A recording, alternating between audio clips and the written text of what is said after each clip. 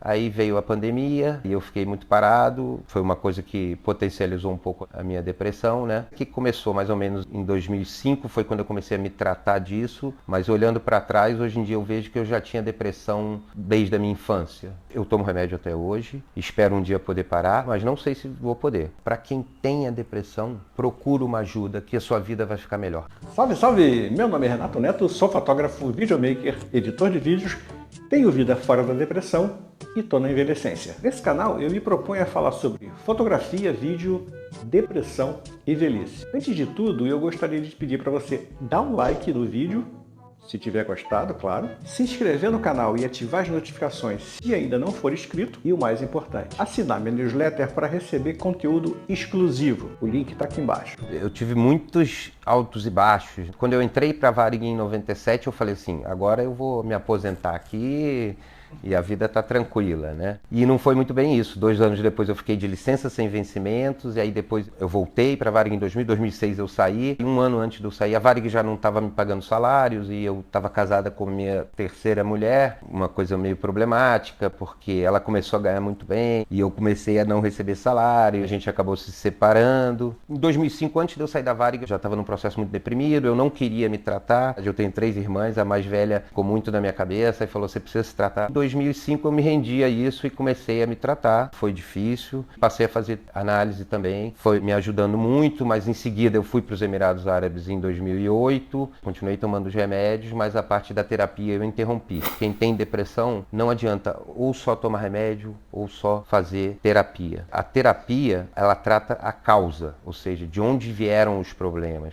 O psiquiatra, ou seja, os remédios que você tem que tomar, eles tratam a consequência. Você começa a melhorar. Você começa a se sentir mais dentro do mundo, você começa a conseguir sair de casa.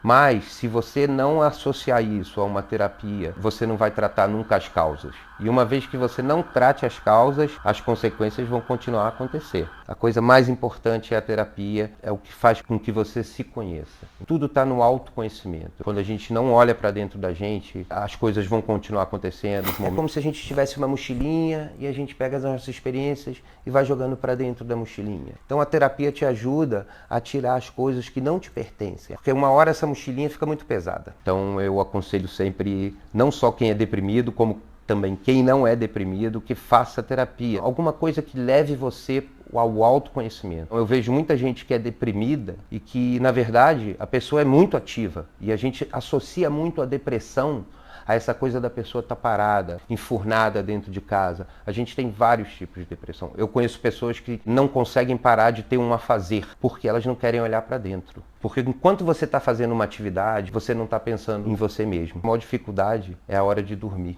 E aí quando você para, você vai ter que pensar sobre a sua vida, sobre o que você é, sobre o que você quer ser, sobre como você está enfrentando os seus problemas. E aí vem o quê? A insônia. Porque você não divide esses problemas na sua cabeça durante o dia todo. O esporte é um meio muito conservador. As pessoas são muito reprimidas, é uma coisa muito científica e tal. Quando a gente fala que a gente está deprimido, a pessoa fala assim, eu não posso ter um treinador de futebol em depressão. É difícil para as pessoas entenderem que mesmo que a pessoa sofra de depressão, pode fazer o que ela quiser, contanto que ela se trate. Eu tive que esconder muito a minha depressão durante esse período todo. Primeiro eu escondi de mim mesmo e depois eu escondia das pessoas que eu trabalhava para. Eu escondia do meu coordenador. Eu nunca falei no Japão que eu era deprimido. As pessoas nos Emirados Árabes não sabiam que eu me tratava de depressão. Isso é uma coisa que dificulta muito a recuperação do deprimido ou a entrada no processo de recuperação. Você tem que estar sempre escondendo a sua doença.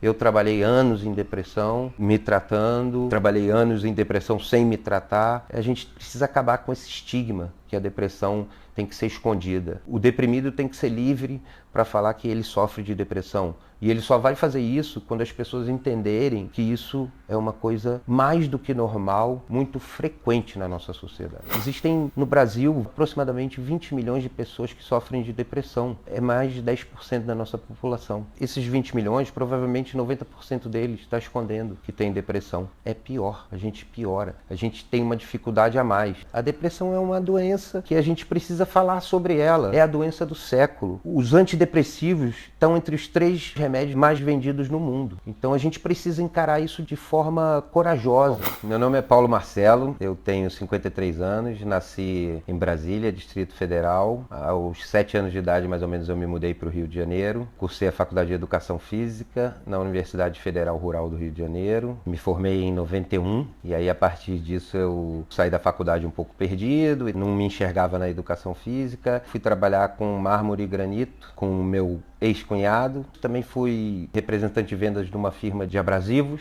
Fiquei um pouco perdido novamente, fui trabalhar com educação física novamente, eu abri uma escolinha de futebol feminino no Leblon. Fui um dos fundadores da Federação Carioca de Beach Soccer Feminino. E aí em 97 eu namorava uma menina, ela me sugeriu, por que você não vai ser comissário da Varig? Nunca me imaginei sendo comissário, mas eu tinha o objetivo de ganhar um dinheiro para poder casar com ela. E aí eu fui fazer um curso, passei, e aí fui ser comissário, de 97 a 99. Em 99 a Varig começou a entrar em crise, eu fiquei de licença não remunerada. Aí voltei para a educação física, fui fazer uma pós-graduação em equipes de alto rendimento. E aí em 2000 a Varig me chamou de volta. Aí pensei que ia ficar tudo bem. E aí em 2006 a Varig faliu. Novamente fiquei perdido. Fui trabalhar com meu outro cunhado na reestruturação da Santa Casa de Misericórdia no Rio de Janeiro. Depois disso eu fui fazer uma outra consultoria na Transpetro. Não era exatamente a coisa que eu gostava mais. E aí em 2006... um amigo meu que abriu a escolinha comigo em 94 de beach soccer, ele fez uma proposta para eu ir para Dubai. Passei 6 anos na seleção dos Emirados Árabes de futebol de praia. No 7º ano eu fui demitido, fui contratado para ser preparador físico da equipe de sub-20 do Al-Shabaab e fiquei mais 8 meses. O técnico do futebol profissional foi demitido e com ele toda a equipe.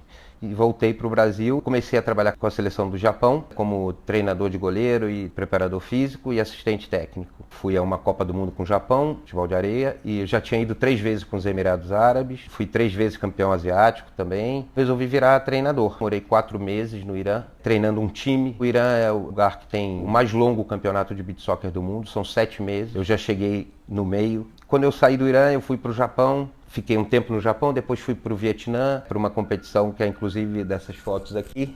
E aí a gente foi campeão asiático e do Japão eu voltei para o Brasil. Morei 2 meses na Hungria, fui treinar um time na Liga Nacional, 2º lugar na fase de grupos. A gente ficou em 4º lugar, mas foi a melhor colocação que esse time já tinha tido na história deles. Voltei para o Brasil, continuei a minha profissão de técnico e fiquei 1 ano no Botafogo, saí. Eu sou um personal trainer de uma coisa muito específica. Eu dou aula de preparação física para quem joga futebol, que a gente chama de peladeiros. E eu criei uma metodologia de trabalho que é pautada em 2 coisas. Profilaxia de lesão, que as pessoas se machuquem menos, porque normalmente o peladeiro é um cara que ele faz pouco exercício físico, ele só vai jogar a pelada dele no sábado ou no domingo e sem ter feito nenhum exercício físico durante a semana, começa a se machucar muito. Eu faço um trabalho nesse sentido, de fazer exercícios para reforçar a musculatura e aí a gente diminui a lesão das pessoas. Isso aconteceu comigo quando eu era mais novo, eu comecei a me machucar muito.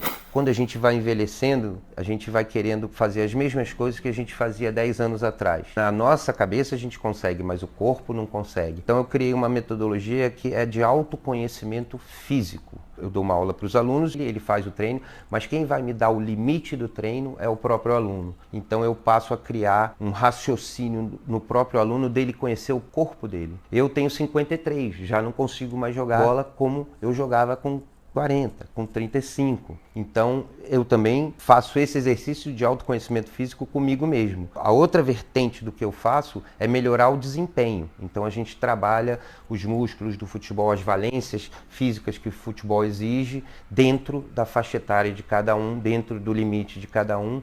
E aí você consegue diminuir as lesões e aumentar o desempenho no esporte que ele gosta. Eu sempre falei para os meus atletas, né, e isso eu transfiro também para os meus alunos, que eu sempre trabalhei com 3 pilares do exercício. Primeiro é o treinamento. Tem que treinar para melhorar. Dentro do treinamento a gente tem a sobrecarga. Dentro de um ciclo de treinamento você tem que estar sempre aumentando gradualmente isso. A segunda coisa é a alimentação, que é muito importante para complementar o treinamento. Porque se você não se alimentar bem, você não vai estar bem para treinar. E a terceira coisa é o sono. É a mesma coisa da alimentação. Se a gente não dorme bem, a gente não consegue ter uma boa sessão de treinamento. Óbvio que as exigências de um atleta são muito maiores do que um não atleta. Para melhorar o desempenho e para ter mais saúde é treinar bem, comer bem e dormir bem. E o que você diria para as pessoas que estão vendo esse vídeo agora? Para que elas procurem um tratamento, porque tem cura, tem melhora e a ciência está aí para ajudar a gente, a psicologia está aí para ajudar a gente. Então, para quem tem a depressão, eu falo, vai se tratar, procura uma ajuda que a sua vida vai ficar melhor. A minha ficou melhor depois do tratamento. Segundo, você tem que pensar no tratamento como uma coisa de longo prazo. É um processo contínuo que pode durar durante toda a vida, você vai se conhecer melhor e isso é extremamente libertador. Agora, para as pessoas que lidam com os deprimidos, que é uma coisa que não é fácil, é complicado demais, muita compreensão, muita empatia, que as pessoas que lidam com os deprimidos façam exercício da empatia, entendam que a gente está tentando sair dessa. Às vezes você não tem uma depressão, você está só triste. Às vezes você tem uma depressão passageira. A expectativa que as pessoas têm em relação aos remédios é de que eu vou no psiquiatra e aí eu tomo um remedinho e 1 mês, 2 meses depois eu já estou 100%. Não é assim. É um processo de erro e acerto, então você vai se consultar com um psiquiatra, ele vai ouvir tudo que você está falando, suas angústias, todos os problemas que você tem. A partir disso, com a sabedoria dele, o conhecimento dele, ele vai te dar um remédio, mas não necessariamente o primeiro remédio é o remédio que vai dar certo. Eu troquei de remédio várias vezes. A gente não é um ET, a gente tem problemas. Procure ajuda e quem está perto de um deprimido, procure ajudar. E como você pode ajudar tratando ele como um igual?